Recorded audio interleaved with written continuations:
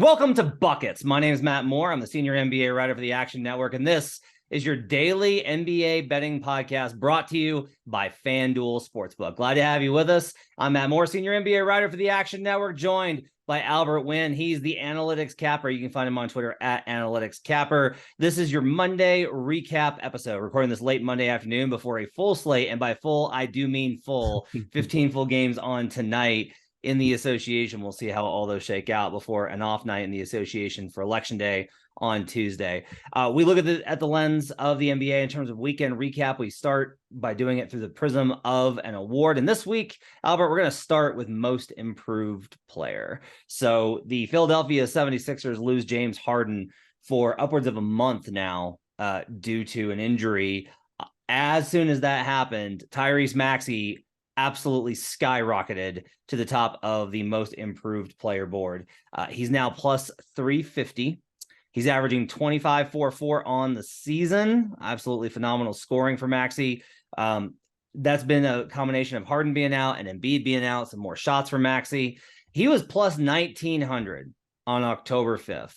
And that was about the time that I started shifting from, I had built a preseason, off-season position on Anthony Edwards, and I started moving towards Tyrese Maxey. Now, a lot of that was built upon the idea that the Sixers were going to whip ass, and they have not whipped ass. They have not been nearly as good as we would have hoped for those of us with over tickets. But look, I'll say this, they've kind of stabilized after the rough start. They've started to look a little bit better. I am not too worried about them over the long term, even with Harden out a month. Embiid should work his way back into shape. I don't know, January-ish, maybe he'll be back to feeling like himself, but they're still 4-6. They're in pretty good position. My question for you is Maxey, he'll obviously get bumped here by the absence of Harden and then however many games Embiid misses because Embiid's Embiid. Is that enough to keep the statistical measures high enough? And then does he fit the category of the narrative for this award? This award hasn't been as tied to narrative as MVP, but it's still something to kind of talk about. What do you think about Maxey's chances for most improved player as we now have crossed the 10% mark on the NBA season? Yeah, all great questions, Matt. I'm looking super forward to these next 15 games here in the next 10 hours or so. But Maxey, I'll pat myself on the back here, Matt. Maxey was actually my heaviest MIP position heading into the season. So I've gotten really great CLV so far. Obviously, we all know CLV doesn't mean a lick unless you win. But I think Maxey, when it comes down to it, he's going to have the counting stats, especially points, especially on offense. The guy doesn't play any defense. And the narrative here might potentially hurt him, in my opinion, because I think this type of success, both individually and team success, were both expected. He had a great final half of the year last year where he became prominent in that role. Harden was in and out of the lineup. Maxey had a great playoff run, and then team success. Right, we were all on the over. I think we all still like Philadelphia's chances moving forward. Maybe they're more of a playoff team than a regular season team because we know Embiid and Harden don't really try 100% anyways. With that being said, I don't think it's a great time to jump into Maxey right now. If you got them at 10 to 1 or better, that's great. But I think we're going to get to this next guy, and I love this position. I love his narrative much more than Tyrese Maxey, if you will. One thing I'll say on Maxey, the assist should go up with Harden being out. So there should be more opportunity for him to just run point and pick up easy assists to Embiid along the way. The other thing I'll say is, if the Sixers stabilize, and they've got a good deep roster. If they stabilize, which I think is a lot built around, like, does Joel get back to looking more like Joel Embiid? But if they stabilize and Maxey's averaging 25 points per game, that's going to put him in the conversation for an all-star spot. Mm-hmm. And one of the big conversations that Brandon and I had about most improved over the summer was look at those first all-star ballot returns and see who's picking up votes that's a first-time all-star. And Maxey, I think, could fit into that category. A lot of this, I think, is that the field right now is weaker. We don't have a lot of guys. Zion 1 is not come out of the gate just absolutely destroying everybody. They're still trying to figure out how to use him with this unit a little bit in part. But also, I think, really, when we look at it, there hasn't been a lot of guys that have made the statistical jump that are going to be on teams that attract enough attention. We'll talk about some of the guys that are going to be on worse teams, but it's going to be hard to find guys that fit those categories of potential all-star appearance, conversation for not first team, but third team all NBA, just like in the all NBA consideration. If Harden misses significant time and the Sixers get back to being a top 5 team in the East, a top 3 team in the East, Maxi's going to pick up a lot of narrative push there. You mentioned the next guy that we're going to talk about, and I do think it's a fascinating one. I added to it last week. Lauri Markkanen, all the way up to plus 600. He was plus 1,400 when I grabbed him at the start of the season after watching him in Eurobasket. One of the takeaways, I think, if we're looking at, again, you mentioned CLV, can't eat CLV, but if we're looking at it, I don't think you can look at who's looked good in the summer runs in the Pro-Ams and take anything away from it. But I do think there's maybe something indicative. If a guy really shines in Eurobasket, that's close enough to the season to see what kind of shape he's in, how healthy he is, where his game is at, has he made strides? And Markkanen was a guy that I really looked at and saw was doing amazing things in Eurobasket. I mean, he was phenomenal. You add that on top of the momentum he got with Cleveland last year when he didn't get any of the attention that Garland, obviously all-star, Jared Allen, all-star, and Evan Mobley, rookie of the year consideration, didn't get any of the attention, but he was really good. The only thing I have here with Markkanen and with the Jazz being out to this great start that they're at, this should honestly look pretty easy. Like this should look, Markkanen should be an even higher, a shorter number, I think, and he should be more attractive, averaging 22 and 9, shooting 52% from the field. I think his 3-point percentage will actually go up here shortly. But the question everybody has is, does he get traded and how to balance that? What are your thoughts on Markkanen and his value in the most improved player market? No, great insight there when it comes to Euro basketball, and not only the European players, but if you look at the American players, the guys that go off to play Team USA, whether it's the Olympics or, an off year, those guys come back, especially if they become stars internationally, they come back and really take a step forward as well. So that's really good insight. I remember Durant in 08, Anthony Davis in 12, guys like that really took the step forward. So I like that look a lot. Markkanen, I love this guy. He was dunking on LeBron all Laker game. I think a lot of people don't realize how athletic he is. 6'10", he's long, he's lanky, and he has a shot. So he's always going to get the defense, on their back heels. But as far as whether he gets traded or not, at this point, I mean, you're going to have to give up a lot for him, right? Because Matt, maybe the contract situation more than I do, but I feel like he's on a relatively good, contract, pretty good discount for that type of production. And everyone's waiting for the Utah Jazz to kind of bottom out, quote unquote, tank, but they continue to win. And I don't think, Danny Ainge there mind that they're winning because they still have a plethora of picks and it doesn't have to be Victor. Yeah, that's going to be the question, and nobody in the league really knows right now what they're going to do. There's still a lot of questions. I think that everyone's in wait-and-see mode to see if the Jazz do hold on or if they fall back to earth a little bit.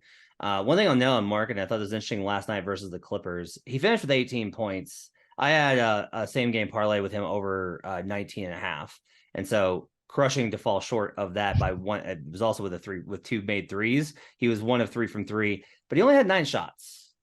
And one of the things that we saw in that game was the Clippers. I should have factored this in.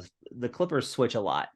And so when they switched, that took out a lot of what Markkanen's able to do. Markkanen's not going to get the ball in ISO situations and go to work unless it's like versus a big in the post where he's got a size advantage.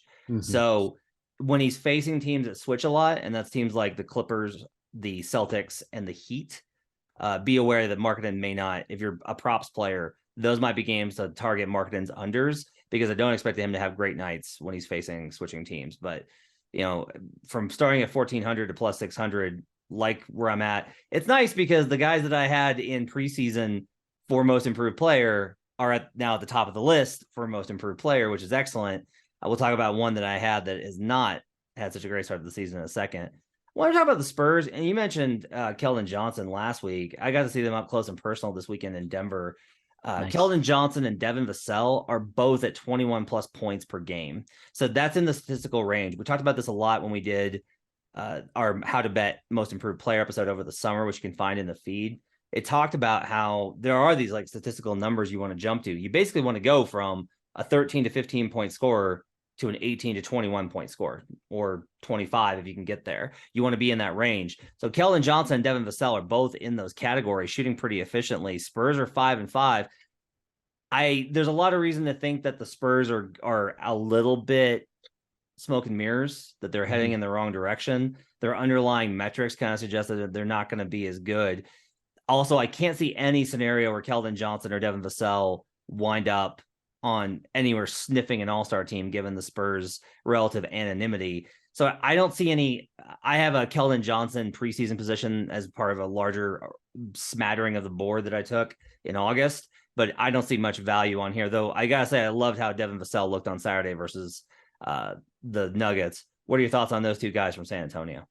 I agree with you. I think they're solid players, but they're just not going to get enough notoriety being in San Antonio. I'm in Texas, so I follow all three Texas teams, but no one outside of the San Antonio area even really knows these two. I doubt even the people inside San Antonio recognize these two people if they were walking down the street. With that being said, no all-star, potential at all in a loaded Western Conference, especially on the wings. So I agree with you. Good players, but just not enough there to really push the needle. Here's a question.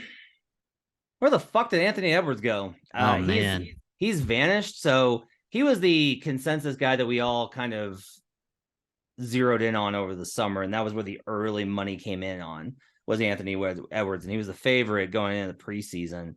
Made a lot of sense coming off of that playoff run, had a bunch of big games, bunch of big shots. Everyone loved him. And he has been as frustrated as anybody with how the early returns on the Gobert experiment are going. Now, I'm preaching caution and patience when it comes to the Wolves. I think that this is a pardon the pun, but it's a big adjustment playing with Gobert alongside Towns. I think everybody's trying to figure it out. I think Finch is trying to figure out how to make the scheme work with what personnel that they have. And teams have really kind of figured out that if Gobert is going to drop, you can shoot, and they're targeting that pretty effectively. Mm-hmm. I trust Finch to make adjustments on the defensive side, but this doesn't change the offense, which is, just really, Edwards has been relatively unremarkable and doesn't seem like he's got enough spacing or confidence. He's shooting 46% from the field, 36.7% from three. That's good. 22.8 points per game, 5 boards, 4 assists. Those are all pretty good numbers. Problem is, it's basically just what he was last year. He's averaging the same number of assists as last year. He's averaging less than a point more per season. He's averaging less than a rebound more per season. This is despite playing 2 more minutes per game. So we haven't seen that statistical jump that he's going to need if he's going to win most improved player. I guess I would just ask, is there a scenario you can see where the Wolves can get it together, and as part of that formula, Edwards puts in the statistical production to win most improved, or are these tickets dead? No, 1000%. These tickets are still alive. It was the summer of Ant-Man, right? He did nothing wrong. He had an amazing movie, a cameo that everybody talked about. That playoff series, it was all Cat's fault. It was not Ant-Man's fault. So everyone loved him going to the year. I still think he's a great player. We all know going into the season, though, it was going to take a lot of adjustment to integrate someone like Rudy Gobert. So I think you and I, we follow the NBA very closely. He had a really funny press conference a few nights ago, highlighting his plus minus, or the rest of the starters plus minus, and they were just terrible, whereas his bench was the reason why it was even a close game. I think Edwards knows that he needs to play better, and I think he will. There's no Gobert tonight, by the way. I think we're going to see a lot of Anthony Edwards. But I don't think these tickets are dead. I think he's still the best player out of everyone that we're talking about. And just for that fact, I think it's always going to be a good chance. That said, I would imagine you're not calling for, like, this isn't a buy low spot, right? You wouldn't think that now's the time to buy in. No. Yeah, because that's kind of where I get to is, look, those tickets might be okay, but even at plus 3,500, right? A lot of numbers at him at plus 1,000 over the summer. Even at plus 3,500, I gotta see it. I need to see some sign of life from the Wolves to believe that he's going to be able to do that. And especially, I guess there needs to be some sort of sign that he can make it work, that Gobert and he can make each other better. Because right now, that's not the interaction that's happening. And a lot of that, I think, has to do with D'Angelo Russell, but that's a whole other conversation. You brought up Jalen Brunson last week. He's 80-1 now. I was on BetStream with watching Knicks Hawks on Wednesday. Every Wednesday, you can catch NBA BetStream on League Pass. And Mavs Magic this Wednesday. Very excited for that game. Nice. And Jalen was good, and Brunson's been good, and the Knicks have been pretty decent. Brunson just hasn't been. He's just a good player. He's not. Oh wow, he's not running, and honestly, the usage isn't that high. It's not like he's doing everything every single play. Yeah. Julius Randle's been better. They have better balance, which I think is better for the Knicks as a whole. I don't think making this into like Jalen Brunson running Luka ball is a good idea. But he's only averaging 3 more points per game despite this huge increase in opportunity. The Knicks are decent. Maybe if he's the best player on the Knicks playoff team, he can get some all-star consideration. But you compare him with the two guys that we talked about at the top, and in Lauri Markkanen and Tyrese Maxey, and even a guy like Shai Gilgeous-Alexander, who I talked about last week. I can't see any case why Jalen Brunson's going to finish. Even now, I'll say I can't see a scenario where he finishes above those guys in voting results. Yeah, I agree with that. This is more of like the respect for the love for the Knicks in the marketplace. So, if the Knicks do make the playoffs, if he does get all-star consideration, maybe he's not voted in, but someone gets hurt and he's an alternate and he plays and has a good game. Like those type of moments really put you on the map for awards like these. For example, like we just talked about Anthony Edwards. Let's say he posterizes LeBron and it's all over ESPN. Like, right. That type of stuff is what really catapults you into, award talk. But with that being said, 80-1, this is more of obviously a long shot here. But I think the Knicks as a team, like you said, is more balanced. I think they are better long-term. I think there's some potential for a trade as well. So if Brunson becomes the second fiddle, on a superstar-led team and they make the playoffs, like you never know. Tyrese Haliburton is plus 1,100. Our Action Network colleague Joe Delara is all over Haliburton, bets him every game for props, has a huge position on Hallie for most improved. He's getting numbers. I can't deny the numbers are there. I just don't know that it's like, you can think that the empty stats on a bad team is a bullshit narrative, and you can still think that it's going to be hard for a guy to prove he's not that, given the Pacers situation. Like they're going to lose a ton of games. They've won a few here early because of the schedule, but the numbers kind of show how bad they are. Between him and Anthony Simons, who's 6,500 plus 6,500. I like Anthony Simons a lot more. I think Anthony Simons, when he gets back from injury, that Blazers team was competitive. Simons had an absolutely inferno quarter versus the Nuggets. If I choose between Haliburton and Simons, because I think the Blazers are going to be better, I actually kind of like Simons better, even though Haliburton's numbers are going to be as good as anybody on this list. Yeah, it's a detriment to Haliburton that he's not explosive. He's not a high flyer. He's not going to shoot, he's not going to make 6 threes in a row like someone like Simons. Simons is really there. That is more blockbuster, right? He's going to be the front page of your news. But to me, Haliburton is more of a winning player.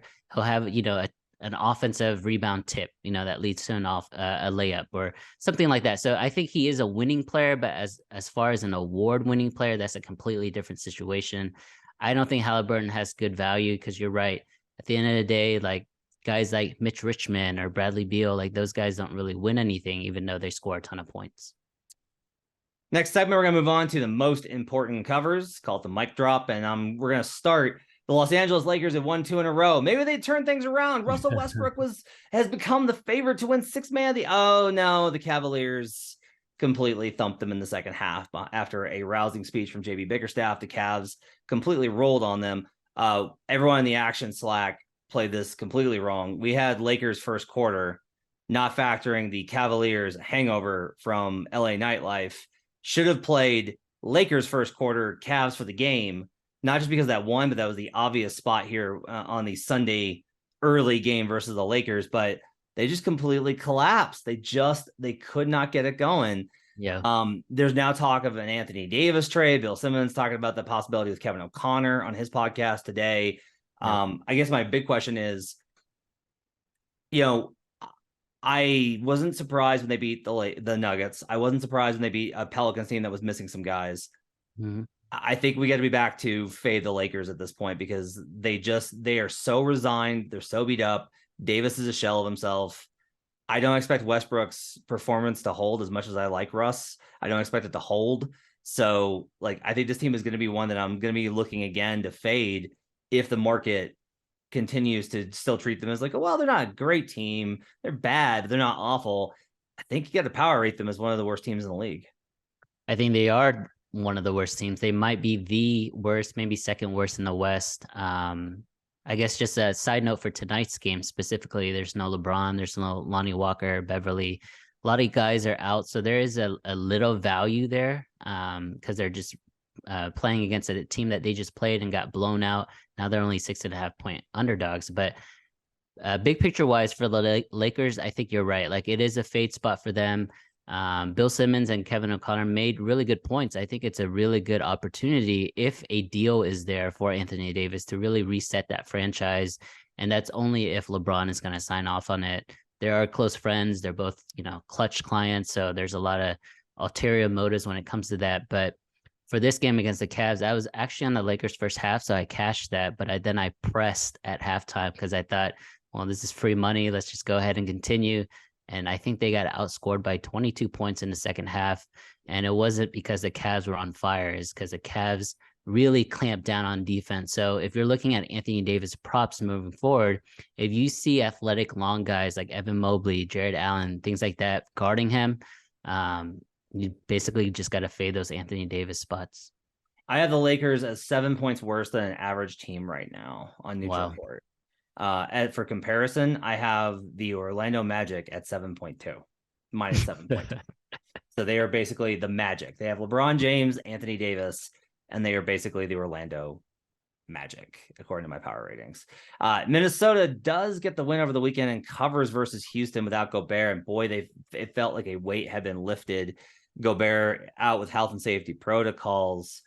Going to be a little bit uncomfortable, I think, as this conversation moves forward. Maybe teams I've talked about how much harder they are to defend when Gobert's not on the floor. So I guess I mentioned in the first segment that I'm preaching patience with Minnesota, that they'll get there. If I'm wrong, is there a chance that this team is outright mediocre to not good? Like, what are the chances that Minnesota just isn't good and we should be betting them accordingly?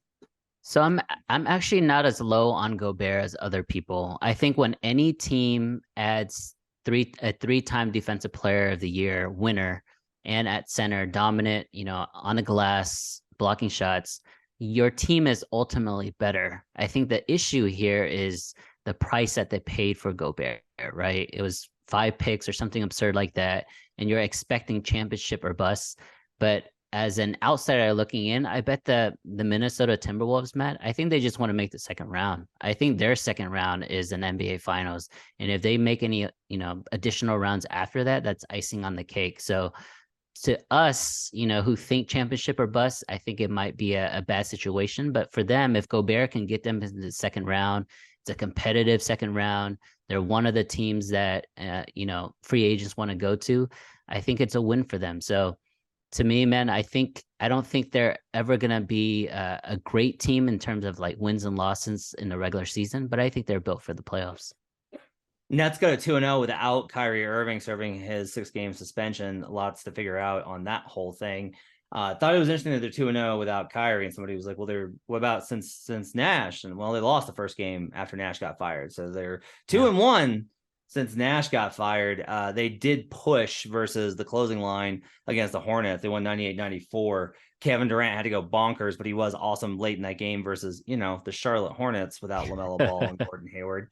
Not exactly promising, even though I think Steve Clifford's got those guys playing hard. Matt, are you a Nets fan?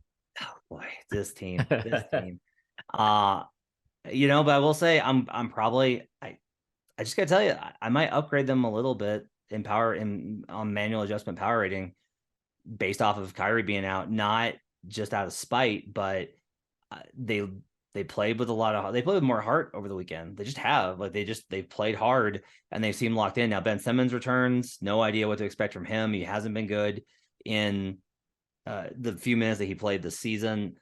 I did want to say there's some guys on that team I like. I like Cam Thomas. I actually think Day'Ron Sharpe's long-term NBA potential is pretty good.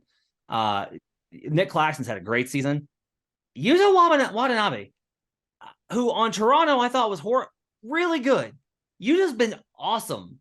And he's played in late game situations. So I don't know. I'll just say I'm not as aggressively looking. I faded the Nets, I think, more than any other team this season. I'm not looking to aggressively fade them during this time when Kyrie is out, because to me, it does seem like the vibe's a little bit different. For sure. Like I'm not a handicapper or a sports bettor that follows the negative news. So, no Kyrie, coaching situation is in a mess, front office is in a mess. Those are situations where I would not just blindly fade, because I think the world is fading those situations. So I definitely lay off. I think you still have arguably a top 5, top 3, top 2, maybe top 1 player right now going in the world. I think it's Giannis, but KD has an argument, and we'll get to KD later. But I do think the Nets have value moving forward. I don't know what they're going to do with Kyrie, man. What if he's out for 10 games and they go 9-1? Like, you have to trade him, like it's almost an addition by subtraction at that point. One more team I want to know is Chicago went to 5-0 against the spread in straight up wins this season, and finally won a game or covered a game that didn't win outright. They're now 5-0 ATS in straight up wins, and 4-1 against the spread in straight up losses. Yep. So to me, this is just like an important note that when you're looking at the Bulls, who I actually think are sneaky pretty decent, Billy Donovan's doing a lot of different stuff with them. They're the number 1 team in switch this season in terms of how frequently they do it. They never switched last season. It was a absolute no. They've changed a lot of what they're doing offensively. They're changing a lot of what they're doing defensively. Like, Donovan's trying different stuff and it's actually working. That may be unsustainable, but right now I'll just say that if you're going to bet them, you want to be looking for them as a dog, and you want to be sprinkling a little bit on the money line right now, not just based off of the trend, but to me, this fits the profile. When the Bulls get things to click, they're a really good team. When they're outmatched and the other team has got it together, the Bulls have very little chance of narrowing that margin, and things are going to slip away from them. So that's my read on Chicago after this recent stretch of play. Yeah, honestly, I view them very similar to the Timberwolves. They're the Minnesota of the East, and they're only, I don't know, an hour flight from each other. With that being said, like Minnesota, when they lose really bad. I think it's only been 3 weeks, but they don't have a loss that's under 9 points. When they lose by double digits. It's very similar with the Bulls.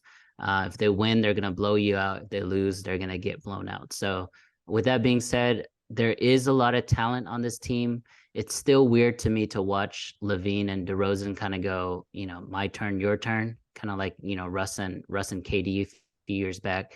But I don't know. You're right. It is a good team. I think what really puts them at the next level is when Vooch is hitting his 3. When he's on fire, I think that team is really hard to stop.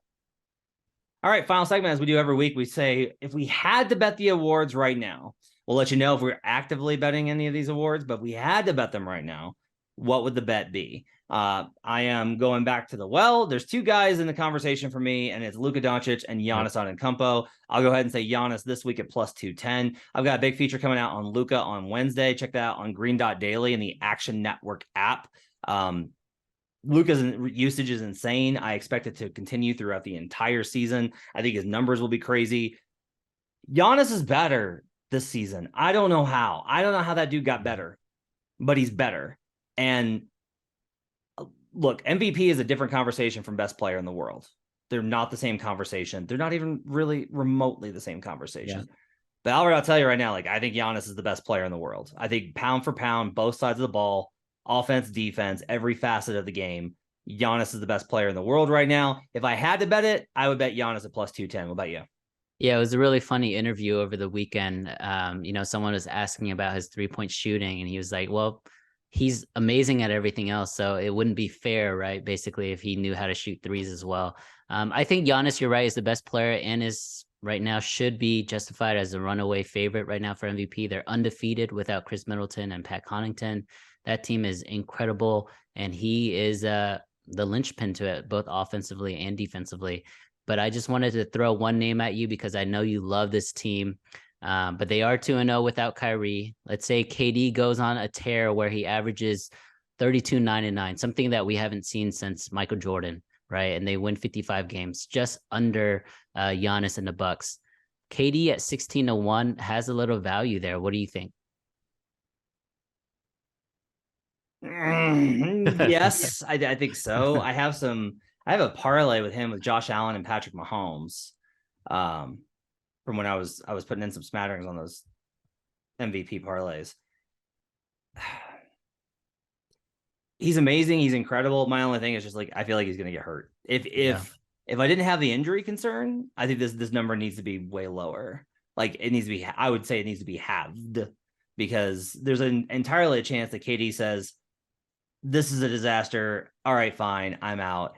Gets traded to somewhere that's serious about basketball. And everyone's like, he's been the best player in basketball for half the season, or he's been the most dominant player in basketball for half the season. It wasn't his fault in Brooklyn. I can see those scenarios playing out. I don't know if I bet it, but it is a fun one, I think, to think about. Absolutely. By the way, you mentioned Giannis and shooting threes. He's hit at least 1 3 in every game except the 2 versus Detroit. I think that's a fascinating number. So, that's funny. Except for those 2, 6 of 8 so far this season for Giannis in terms of hitting at least 1 3. Sixth man of the year. I surprised at some where I came to on this. I actually think Jordan Poole is the best value on the board. He was the runaway favorite, approaching a minus number to start the season. And thanks to Golden State being terrible and everyone just getting overly excited about Russell Westbrook having a good couple of games. Again, I like Russ. I don't want to be this guy. But Poole's now plus 320. Poole's shooting 42% from the field and 29% from 3. Do we think that that's going to be who Jordan Poole is over the course of the season? Because I don't. And so if we factor in regression, I'm very confident in this Golden State team. Everyone's like, oh, no, because I'm like, guys, Steph Curry, Klay Thompson, Draymond Green together have a plus 12 net rating. They win those minutes by 12 points per 100 possessions. That's elite. They are still the same team. They are literally trying to figure out whether or not James Wiseman gets to be a part of this future, or if James Wiseman is a future Atlanta Hawk. And so I'm not worried about them. And if I think that Poole is the player most likely to benefit from them getting their shit together, which I kind of do, then I think Jordan Poole at plus 320 is still pretty good value. I don't know that I would bet it right now because I think we might get a longer number. If I can get this to 4 to 5, I'm absolutely gonna bet it. I will bet that at that point. But at plus 320, I still think Jordan Poole might be the best value on the board. Yeah, when Poole was minus money, definitely there's no way you could have touched that. Right now at 3,200 plus 320, I mean, that is pretty good value. You're right. And I think he's going to also benefit from Klay taking a step back. So he's going to get more opportunities, more usage. And I think they're going to move forward with all these load management opportunities because their team is older. Their team has won 4. They know that this is a long season. And I think Kerr understands that, in order for them to be ready for the playoffs, and he's really good at doing this, he puts young players in positions with like other superstars to make sure that the young players not only get opportunities, but their confidence stay high. So Jordan Poole has been the biggest benefactor of that last year, and I see them continuing that this year. But for me, I like to bring up this Utah Jazz player. I know we mentioned Lauri Markkanen. Jordan Clarkson has won this award in the past, but Colin Sexton coming back from ACL surgery, he's been playing really well. He's averaging over 20 points. And I think he's going to stay off the bench no matter what they do in terms of trading or injury. So if Conley gets hurt, I think they're going to keep Colin Sexton off the bench. And that's only going to give him more minutes from the bench. So I like this spot. I think it's 21. Let me double check here, Matt. So Colin Sexton is 40-1. He is 40-1 right now to win 6th Man of the Year. And we know they love giving it to Utah Jazz players. Fair enough. Most improved player. I still think Shai Gilgeous-Alexander at plus 850 is great value. We talked about the other guys here. I have positions on Tyrese Maxey. I have positions on Lauri Markkanen. Shai, to me, if you had to bet right now, he still has the best value. As long as the Thunder are within striking distance of 500, Shai has to be considered. I think Shai should also be the favorite. This is the worst number on the board, I think. So with Shai being plus 850, I'll go with him because he's the most likely candidate to be an all-star. He's been dominant. He's been absolutely dominant. He's unstoppable. The reason that we didn't discuss him at the top is because I have a hard time getting into the idea of like, one, we talked about him last week, but 2, I was like, I don't know if he'll play the entire season. I don't know if the Thunder will stay in the playoff conversation, all these types of things. But at plus 850, Shai's an absolute demon this season. He's the best value on the board if I had to bet right now. Yeah, I love that pick. And he was in a similar situation the last couple of years. And you're right. It just really depends on whether OKC pulls a plug or if they're going to continue trying to win these games. My pick here is 60-1. If you want to add a little to your portfolio there of awards and futures, Anthony Simons without Dame in the last 2 games, 31-8-3 and 37-5. So he's going to have all the counting stats. And I think they're still decent without Dame. So I think he's going to continue to be in conversations for playoffs, for all-star games, things like that. So Anthony Simons, he's explosive. He can get hot really quick. You talked about that one quarter. It really reminded me of peak Klay Thompson when he barely dribbled the ball. He just caught and shoot the 3, and it was amazing to watch. So I think Simons has a really good shot here, and at 60-1, it's worth a long shot. Defensive player of the year. I finally came around on this. I was resisting. I think Brook Lopez at plus 1,800 has got to be worth a bet. I may put this one in. They got a 93.3 defensive rating, best among qualified candidates who are not Grayson Allen, actually, who has the best defensive rating. Now, look, defensive rating is a team stat. Okay, so like Seth Partnow, I can hear in my head from The Athletic just barking at me about how defensive rating is a team stat. Don't disagree. Can't disagree. It literally is a team stat. The difference here is you need to start with what the top 5 defenses in the NBA are. And voters are smart enough now to where defensive rating does matter. It's no longer points per game. Like, you may have a couple of dinosaurs that would look at that, but most of the voters are smart enough to know, let's adjust for pace. Let's look at defensive rating. Oh, the Celtics are the number 1 team. Who's the best defender on the Boston Celtics? Well, it's Robert Williams. Oh, Robert Williams is out with injury. I guess it's Marcus Smart. And that's how Marcus Smart wins defensive player of the year. Now, I've said on this podcast before that I thought Smart was the best value. I still think Smart at a longer number is good value, but I want to bring up that if I had to bet right now, I would probably bet Brook. His rim protection is absurd. Like, this Bucks team, his clamps all over, but Brook is absolutely containing at such a high level. And guys that pick up his kind of blocks and rebounds numbers are always going to be attractive candidates for casual voters, which there are still some left in the voting block. So at plus 1,800, I will go with Brook Lopez as who I would bet right now for defensive player of the year. Yeah, let's give flowers to Brook Lopez, man. What a crazy career arc. He started not on the Brooklyn Nets. He started on the New Jersey Nets, where he was averaging like 20 and 8. He was a terrible defensive player. He was in, trade rumors for like 6 years in a row. Everybody wanted a piece. He's kind of like the Miles Turner right now. Every trade request involves Miles Turner. That's how it was with Brook Lopez.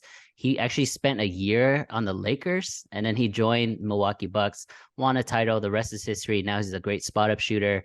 He's a great rim protector. It's really nice to have Giannis there, right, as your front court mate to play defense there. So things are a little bit easier with perhaps the most athletic 7-footer of all time. But with that being said, I do like that pick a lot, man. And it has to be either a Buck, a Cav, or a Sun this year. I think they did the same thing with the Celtics. You mentioned Marcus Smart last year. So I think they're going to do the same thing this year. So to me, it's either, Lopez or maybe a Evan Mobley if he continues to play better or improve. And then like a Mikal Bridges for the Suns. So it has to be on one of those three teams, in my opinion. All right, that's going to wrap it up for Buckets for Monday. Thanks for joining us. We'll be back on Wednesday. No games tomorrow, so no Best Bets episode. We'll be back on Wednesday with your Best Bets episode, as well as on Thursday, and then the recap and futures episode with Brandon on Friday. Make sure to rate, review, subscribe, and check out all of our great stuff in the award-winning Action Network app, the best way for you to track your picks. Get up to the second information where the bets and money are coming in, and much, much more. You can follow Albert in there at Analytics Capper in the tool, as well as on Twitter at Analytics Capper. Make sure to follow me on Twitter at HP Basketball. We'll see you guys again next time. Let's get buckets.